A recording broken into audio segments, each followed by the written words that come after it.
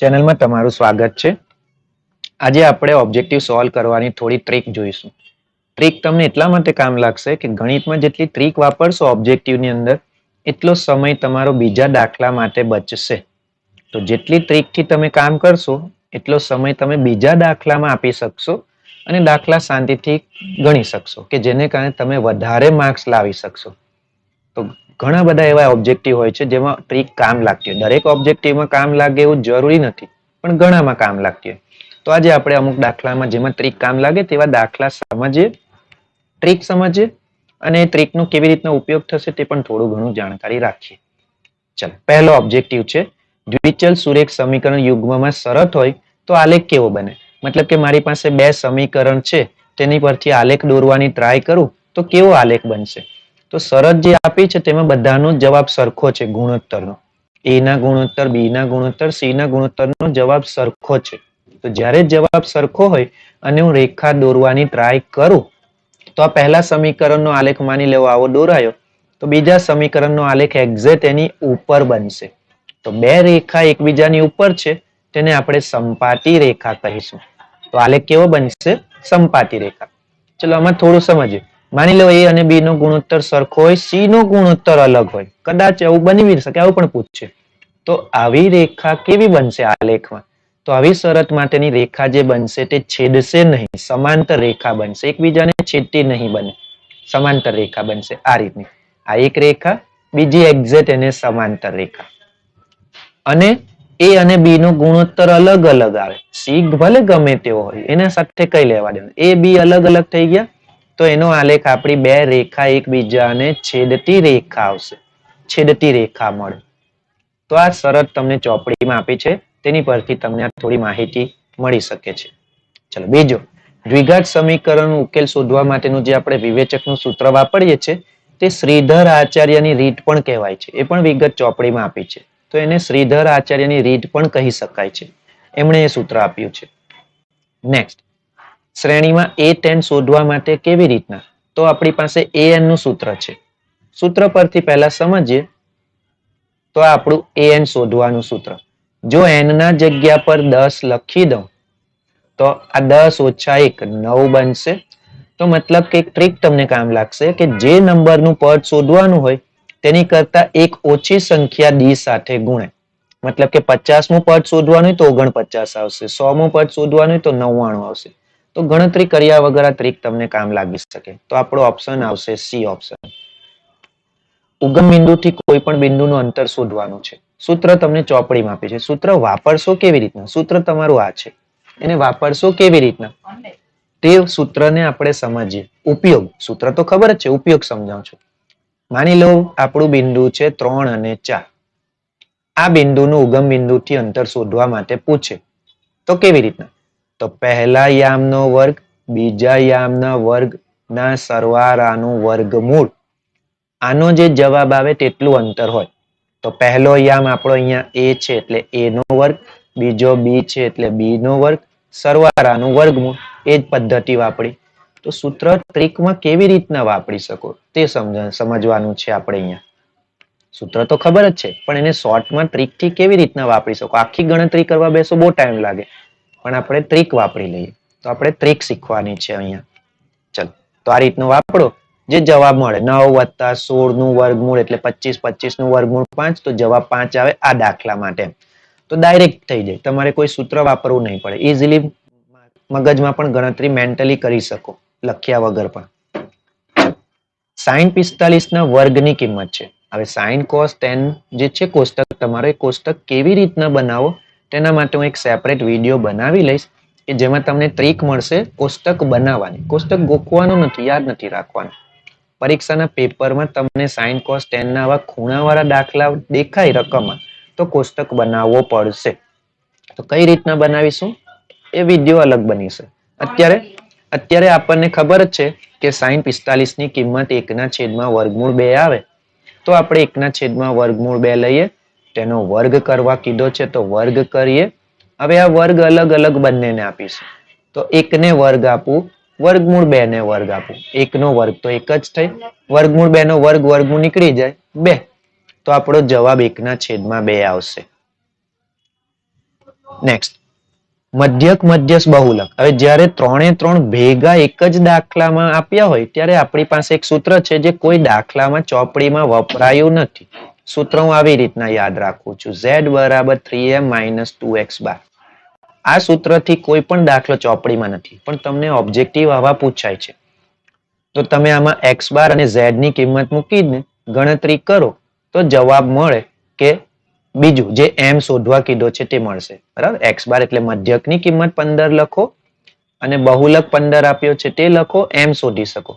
પણ આપણે અહીંયા આ દાખલામાં એક ટ્રીક કામ લાગશે. ટ્રીક શું છે કે જ્યારે કોઈ પણ બે મધ્યક, બહુલક અને મધ્યસ્થ માંથી કોઈ પણ બે ની કિંમત જો સરખી હોય, ત્રીજાની કિંમત પણ એ જ આવશે. કોઈ ગણતરી કરવી નહીં. તો ચેક પણ કરી લઈએ. ચલો આપણે શું એવું જ આવે છે જોઈ લઈએ. બરાબર, સૂત્રમાં કિંમત મૂકું છું, z 15 છે, મધ્યસ્થ શોધવાનો છે અને મધ્યક પણ 15 છે. આ 15 દુ 30 માઇનસ છે, સામે જશે પ્લસ થશે તો 30 અને તેમાં 15 ઉમેરાશે, આવું બની જશે. સરવાળો 45 થશે. આ 3 ગુણાકારમાંથી ભાગાકારમાં જશે તો 45 ના નીચે 3 લખાશે, સાદુરૂપ આપીએ 15 તો આવી ગયો 15. તો કોઈ ગણતરી, આટલો બધો સમય નહીં આપવાનો. ટ્રીક ખબર જ છે કે ભાઈ કોઈ બે સરખા છે 15 15 તો ત્રીજું 15 જ. કામ પૂરું, તમારું સમય બચી ગયો, 2 સેકન્ડનું કામ થઈ જાય. આટલી ગણતરી પણ નહીં કરવી પડશે. તો આવા વિડીયો જોવા માટે ચેનલ સબસ્ક્રાઇબ કરી રાખજો કે જેથી તમને ટ્રીક મળતી રહે. ચલો 7મું જોઈએ. 3 વત્તા વર્ગમૂળ 16 કેવી સંખ્યા છે? તો ચેક કરો, આ 16 છે તેનું વર્ગમૂળ નીકળી શકે છે કે નહીં. જો નીકળી શકે છે તો આપણી સમય સંખ્યા હોય, ને વર્ગમૂળ નહીં નીકળે તો જ અસમય. તો 16 નું વર્ગમૂળ 4 નીકળે, 4 વત્તા 7 બની ગયું, વર્ગમૂળ ગાયબ થઈ ગયું જવાબમાંથી, સમય સંખ્યા. નેક્સ્ટ, દ્વિઘાત સમીકરણ આપ્યું છે જ્યાં શૂન્ય આલ્ફા અને બીટા હોય તો શૂન્યનો ગુણાકાર. હવે શૂન્યના ગુણાકારનું સૂત્ર આપણને ખબર જ છે, c/a. તો આપણો જવાબ આવી ગયો. સમતોલ પાસા પર 4 આવવાની સંભાવના. હવે પાસા પર અંકો કયા કયા હોય? 1 2 3 4 5 6. તો કુલ 6 અંક છે એટલે આપણો છેદમાં કુલ લખવાનો. હવે આમાં 4 કેટલી વખત લખ્યો છે? એક જ વખત. તો 1/6 એ આપણો જવાબ. જેમ જેમ થીટાનું મૂલ્ય વધે સાઈનનું મૂલ્ય શું થશે? મેં પહેલા કીધું વિડીયો આપણે બનાવીશું એક અલગ સાઈન કોસ tan ના કોષ્ટકનો, તેમાં તમને આઈડિયા મળશે. પણ અત્યારે તમે ચોપડીનો કોષ્ટક જોશો તો ખ્યાલ આવશે કે સાઈન 0 છે તેની કિંમત 0 હશે. સાઈન 45 છે, સોરી સાઈન 30 છે તેની કિંમત 1/2. સાઈન 45 છે તેની કિંમત 1/√2. સાઈન 60 છે તેની કિંમત √3/2 અને સાઈન 90 ની કિંમત 1. તો જો ખૂણો વધે છે, 0 થી 90 થયો, સાઈન ની કિંમત પણ વધી, 0 થી 1 થયો, તો ખૂણો વધે તો મૂલ્ય વધે છે. વર્તુળનો સ્પર્શક વર્તુળને કેટલા બિંદુમાં? તો કોઈ વર્તુળ હોય તેને હું સ્પર્શક દોરું તો એ સ્પર્શક એક જ બિંદુમાં છેદતું હોય છે, સ્પર્શ કરતું હોય છે, તો એક બિંદુમાં સ્પર્શે. બહુલકીય વર્ગ કયો હોઈ શકે? તો સૌથી મોટી આવૃત્તિ કઈ છે? આ નીચેમાં સૌથી મોટી 16 છે, તો આપણો બહુલકીય વર્ગ 30 થી 40. આ બહુલકીય વર્ગ છે. અને ખરા ખોટા 5 અને 15 નો ગુસ્સા 10 આવે તો ગુસ્સા કેવી રીતના શોધવાનો? તો 5 ના અવયવ પાડો, 5 ના 5 એકા 5 પડે. 15 ના અવયવ પાડો તો 3 5 15 આવે. બંનેમાં સરખું સરખું હોય તે ગુસ્સા કહેવાય. તો ગુસ્સા કેટલો આવે? 5. તમને 10 કીધો તો ખોટો. તો આપણે ફટાફટ જો 7 ઓબ્જેક્ટિવ ફટાફટ થઈ ગયા, 5 મિનિટ પણ નહીં લાગે. જો તમને આવી ટ્રીક ખબર હોય તો તમે ફટાફટ કામ કરી શકો છો. ચલો બાકીના ઓબ્જેક્ટિવ પણ જોઈ લઈએ. 14મું, આલેખ આપ્યો છે. આલેખ 3 શૂન્ય છે તો તમારે મેઇન વસ્તુ એ જોવાની છે કે અહીંયા x આપ્યો છે કે y. p સાથે. જો x આપ્યો છે તો x સાથેના છેદબિંદુ શોધવાના. 3 છેદબિંદુ છે, 3 કીધા છે, સાચો. જો અહીંયા y કીધો હોય તો y સાથેના છેદબિંદુ શોધવાનો. આ મેઇન વસ્તુ છે. ચલો 15મું, દ્વિચલ સુરેખ સમીકરણ માટે જો આ પરિસ્થિતિ આવી તો સુસંગત છે. તો આપણે પહેલા જ ઓબ્જેક્ટિવમાં જોયું, પહેલા ઓબ્જેક્ટિવમાં એવું જોયું કે જો a અને b નો ગુણોત્તર સરખો નહીં હોય તો ઉકેલમાં આપણને છેદબિંદુ મળશે. છેદબિંદુ મળે તો તેને સુસંગત કહેવાશે. બરાબર. આપણો આલેખ આવો બને. આ છેદ મળે છે, છેદ બિંદુ મળે છે તેને સુસંગત છે એવું કહેવાશે. જો છેદ બિંદુ નહીં મળે, સમાંતર રેખા હોય તો સુસંગત નથી એવું કહેવાશે. ચલો નેક્સ્ટ. પ્રયોગની તમામ મૂળભૂત પ્રાથમિક ઘટનાઓની સરવાળો 0 નહીં 1 થાય તો મતલબ કે આ ખોટું છે. શ્રેણીનું n-મું પદ શોધવાનું સૂત્ર, એ તો આપણે હમણાં દાખલામાં વાપર્યું. તો n-મું પદ શોધવાનું સૂત્ર આવશે an બરાબર a plus n minus 1d. કામ પૂરું. ચલો નેક્સ્ટ.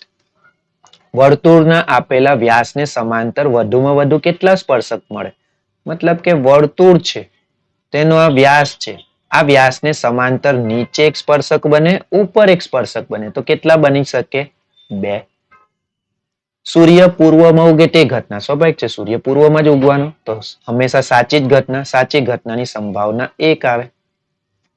વર્ગ લંબાઈ 65 થી 75 હોય તો તેની આ વર્ગ 65 થી 75 વર્ગ લંબાઈ, તો ગેપ કેટલાનો છે? મોટામાંથી નાનું બાદ કરો 10, તો વર્ગ લંબાઈ 10 ની છે. ચલો હવે સૂત્ર જ છે. અર્ધગોલકનું કુલ પૃષ્ઠફળ, તો અર્ધગોલક આવો હોય, બરાબર, આ અર્ધગોલક છે એનું કુલ પૃષ્ઠફળ. કુલ કીધું એટલે એવું સમજવાનું કે આ એક વાટકો છે તેને ઢાંકેલો છે, તો વાટકાની વક્ર સપાટીનું સૂત્ર આવે 2πr² અને એક ઢાંકણ ઉમેરાય ત્રીજું એક વર્તુળ, તો કુલ 3 થઈ ગયા, તો 3πr². તો આ જવાબ સી માં આવશે પહેલો. 10 રૂપિયાનો સિક્કો, સિક્કાનો આકાર કેવો હોય? સિક્કાને જો એકની ઉપર એક ગોઠવે તો એક નળાકાર જેવો બને, એટલે સિક્કો નળાકાર આકારનો સમજવાનો, વર્તુળ નહીં નળાકાર. તો નળાકારનું સૂત્ર શું આવશે? πr². ચલો લઘુ વૃત્તાંશનું ક્ષેત્રફળ, તો લઘુ વૃત્તાંશનું ક્ષેત્રફળ શોધવાનું સૂત્ર તમને ખબર જ છે, ચોપડીમાં આપ્યું છે, દાખલા ઘણા બધા ગણ્યા જ હશે. πr² theta 360. અડધા વર્તુળનું પરિઘ, હવે વર્તુળ જો આખું હોય તો તેનો પરિઘનું સૂત્ર 2πr આવે. આપણું વર્તુળ અડધું છે તો 2 થી ભાગી નાખો, બગડો ઉડી ગયો, πr, સૂત્ર આવે πr.